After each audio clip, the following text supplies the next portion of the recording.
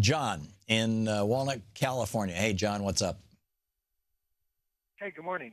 Hey, thanks for listening to Sirius XM. What's on your mind? Okay, so basically, talking about bringing the EPA to its knees, I don't know for sure about all of it. I know that I wasn't thrilled with Trump, but I voted for him. But this has been real quick. This has been my deal for the last 8 years. I own a small trucking company, just one truck. I get forced into several different regulations, including buying a new truck. But then most of the guys around me, I follow the law. Half of them don't. My prices don't keep up with the demand of the price of my truck. And so I struggle. And I'm not saying we don't need the regulations. I'm saying it's not being What enforced. specific regulation are you talking about, John? Specifically, putting traps on our trucks so that we don't send carbon dioxide up into the air. So the equivalent of a catalytic converter?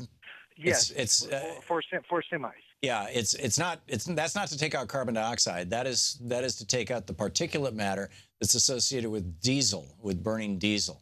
There is no technology right now deployed on our cars that stops carbon dioxide.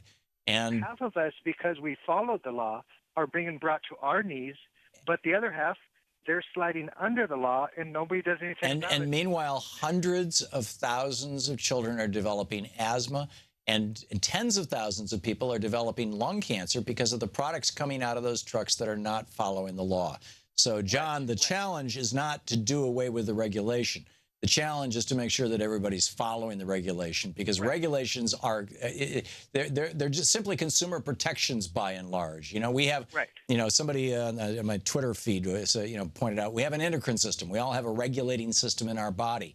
We regulate our temperature. I mean, systems need balances. And what Trump is trying to do, and the Republicans have been trying to do forever, is do away with those regulating systems so that the billionaires and the bandits can make off with more and more. So, but in my last 6 years, I wind up almost on the street because of the regulation. Oh, come on, John. You're telling me you're winding up on the street because how much does a catalytic converter cost you? No, the truck, $145,000 compared to a truck that I had paid for. Right. So, see, somebody wants to have a big argument with me, and I don't.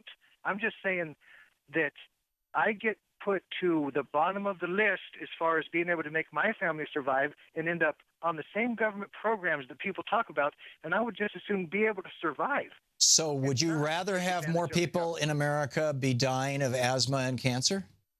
Then my family be on the street, yes. I see. Okay. All right. Well, at least you know what your priorities are. John, thanks for the call.